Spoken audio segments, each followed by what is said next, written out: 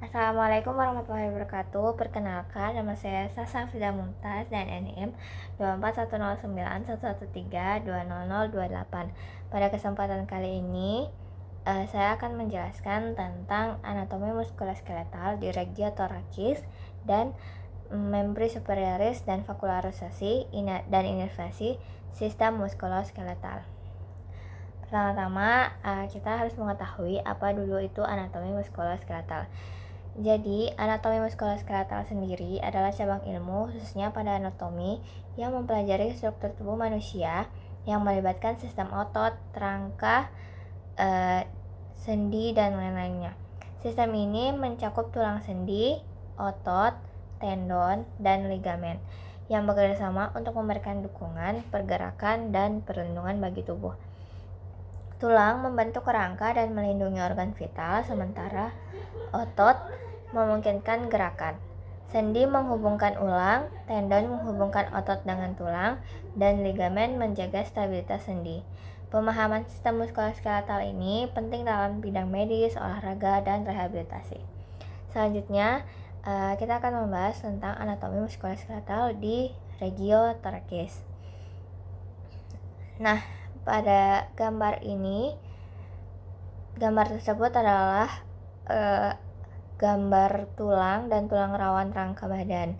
Dilihat dari ventral atau depan dan dilihat dari dorsal atau belakang. Diperlihatkan tulang-tulang toraks atau osa thoracis dan tulang-tulang kolumna vertebralis serta gelang panggul atau cingulum pelvicum. Meskipun semua costae bersendi dengan kolumna vertebralis, namun hanya 7 costae pertama yang secara langsung berhubungan dengan sternum melalui tonjolan tulang rawan masing-masing atau cartilago costalis. Ketujuh iga tersebut dinamai iga sejati atau costae verae. 5 pasang iga sisanya adalah iga palsu atau costae spuriae. Costae 11 sampai 12 tidak berhubungan dengan lengkung cartilago costae fluctuantes. Koneksi berbentuk romboid yang dibentuk oleh prospinosus vertebrae lumbalis 4 dengan spinae iliacae posterioris superioris dan bagian superior crena ani di sisi belakang wanita dinamai romboid Michaelis, sedangkan pada pria dinamai segitiga sacrum atau hubungan antara spinae iliacae posterioris superioris dan bagian superior crena ani. Selanjutnya yaitu ada gambar kolumna vertebralis yang bisa dilihat dari depan dan dari belakang atau dari ventral atau dorsal.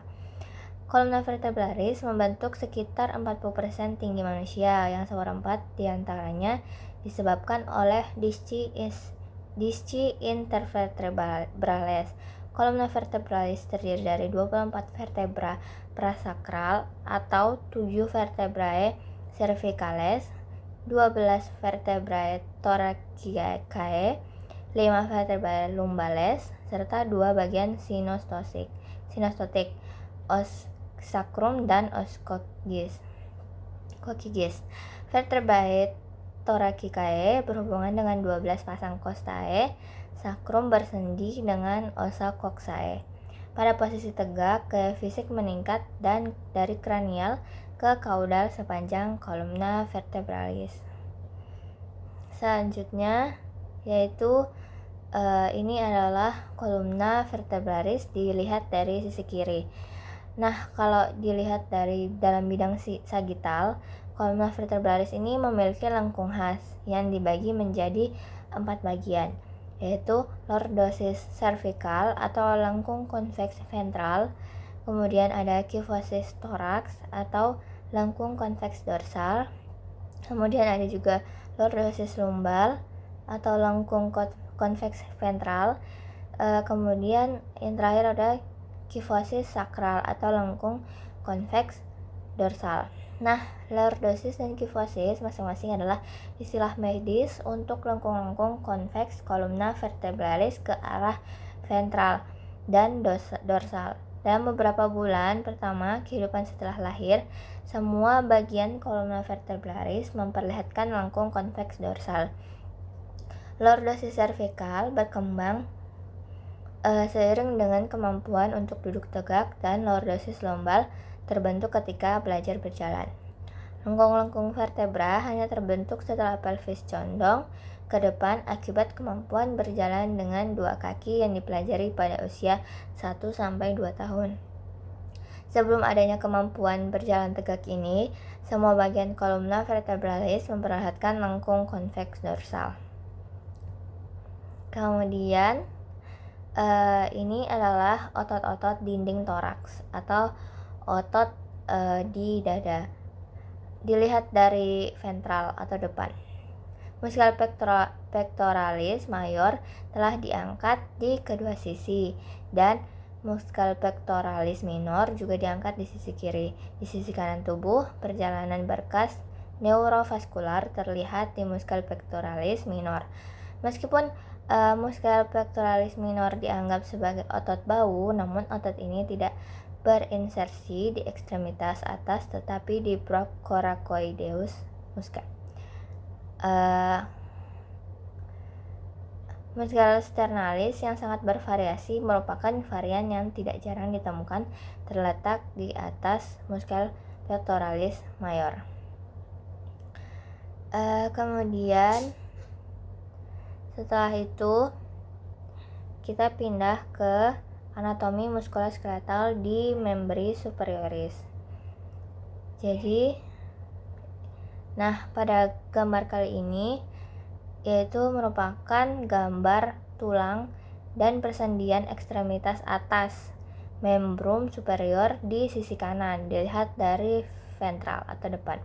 Serupa dengan tungkai, lengan atas dan bawah membentuk sudut terbuka lateral 170 derajat yang dibagi dua oleh sumbu transversal.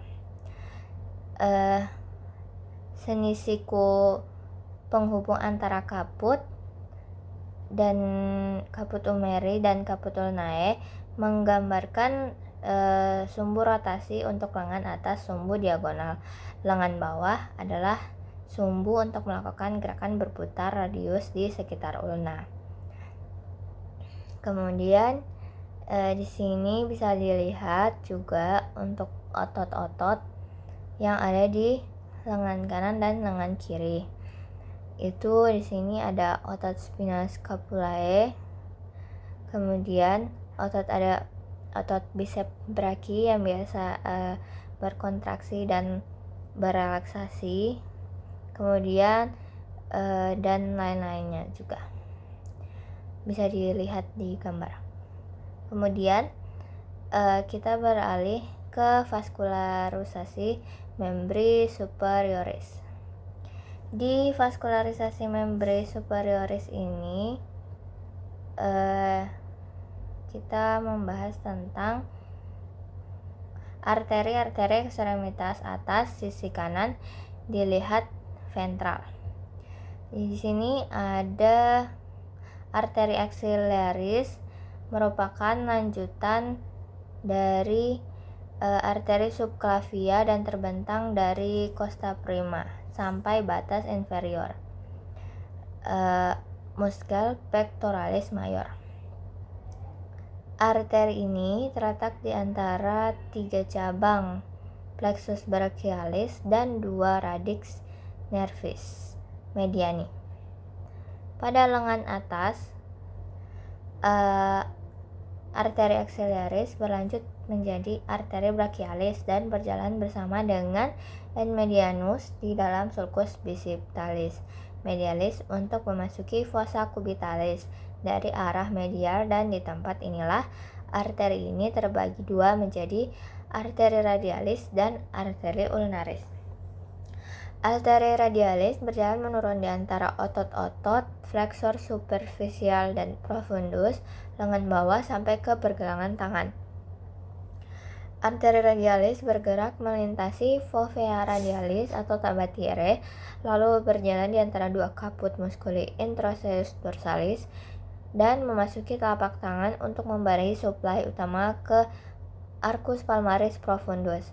Arteri ulnaris memberi cabang berupa arteri introosseus communis dan berjalan bersama dengan dan ulnaris ke arah sendi pergelangan tangan melalui kanal guyon ke telapak tangan. Di tempat ini, arter ulnaris akan terus berjalan membentuk arcus palmaris superficialis. Oke.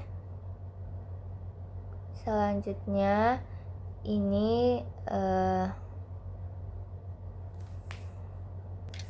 selanjutnya di sini ada jenis-jenis atau cabang-cabang arteri axillaris yang sudah terdapat di tabel. Ada juga cabang-cabang arteri brachialis, arteri radialis, arteri ulnaris, dan yang terakhir arteri kolateral.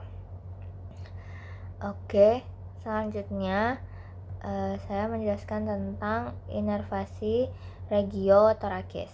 Nah, di regiotorakis itu gambar ini adalah organisasi sistem saraf. Dilihat dari depan dan belakang. Sistem saraf terdiri dari sistem saraf pusat, yaitu otak, medula spinalis, dan sistem saraf tepi. Sistem saraf tepi ini terutama terdiri dari saraf-saraf spinal dengan persambungan ke medula spinalis dan saraf kranial dengan persambungan ke otak. Sistem saraf terlibat dalam fungsi yang kompleks yang meliputi pengaturan berbagai aktivitas otot dan usus, komunikasi dengan lingkungan dan dirinya sendiri, serta mengingat pengalaman-pengalaman masa lalu atau memori. Sistem saraf juga penting untuk membentuk konsep imajinasi atau berpikir sebuah individu dan menimbulkan emosi dan beradaptasi dengan cepat terhadap perubahan yang terjadi di dunia sekitarnya, serta bagian dalam tubuh. Kita membedakan sistem saraf otonom atau visceral yang mengatur aktivitas usus, terutama involunter, dan sistem saraf somatik, persarafan otot rangka, persepsi kognitif, input sensorik. Kedua sistem tersebut berinteraksi dan saling mempengaruhi. Selain sistem saraf, fungsi tubuh secara keseluruhan juga diatur oleh sistem endokrin. Selanjutnya, ini adalah gambar dari skematik sebuah saraf spinal segmen medula spinalis dengan contoh dua nervi thoracici dilihat dari atas dengan studut oblik lateral. Tubuh manusia mempunyai 31 pasang saraf spinal, 8 pasang cervical, 12 toraks, 5 lumbal, 5 sakral, dan 1 pasang koksigeal. Setiap saraf spinal tersusun dari radix anterior dan radix posterior. Badan sel perikardia saraf motorik terletak di substantia grisea di dalam medula spinalis. Aksonnya meninggalkan medula spinalis dan membentuk radix anterior. Perikardia saraf sensorik terletak di ganglia sensoria nervis spinalis. Tonjolan-tonjolannya masuk ke medula spinalis melalui radix posterior. Rami communicantes menghubungkan medula spinalis dengan rantai simpatis ganglia truncus simpaticus atau ganglia trunci simpatiki. Semua cabang dorsal saraf spinal dan cabang ventral saraf spinal torakal T2 sampai T1 mempunyai susunan segmental. Cabang-cabang ventral lain menyatu membentuk plexus, yaitu plexus cervicalis, brachialis, dan lumbosacralis. Selanjutnya yaitu inervasi membri superioris. Di inervasi membri superioris ini terdapat salah satunya yaitu plexus brachialis C5 sampai T1. Susunan segmental saraf sisi kanan dilihat dari depan. Inervasi ekstremitas atas berasal dari plexus brachialis. Awalnya erer anterioris bersatu untuk membentuk 3 trunkus atau trunki yang kemudian tersusun kembali di setinggi clavikula membentuk 3 fasciculus atau fasciculi. Fasciculus ini diberi nama sesuai dengan posisinya terhadap arteri axillaris menjadi fasciculus lateral, medial, dan posterior. Serabut saraf dari C5 dan C6 bergabung membentuk trunkus superior dari C7 membentuk trunkus medius, dan dari C8 sampai T1 membentuk trunkus inferior. Bagian dorsal divisiones posteriores, ketiga trunkus tersebut membentuk fasciculus posterior serabut saraf dari C5 sampai T1. Bagian ventral yaitu divisiones anteriores, trunkus superior dan trunkus medius memanjang dan membentuk fasciculus lateral.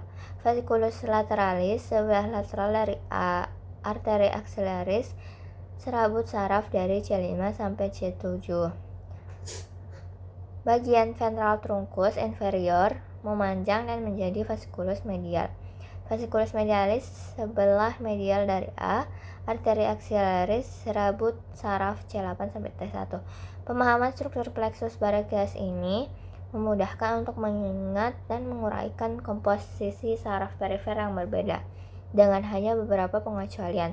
Plexus brachialis memiliki dua bagian topografi, pars supraclavicularis yang terdiri dari trunkus dan saraf perifer yang berasal dari trunkus atau ramus anterior saraf spinalis C5 sampai T1, dan pars infraclavicularis terdiri dari fasciculus. Saraf pada lengan merupakan percabangan dari pars infraclavicularis, namun saraf pada bahu merupakan cabang dari pars supraclavicularis.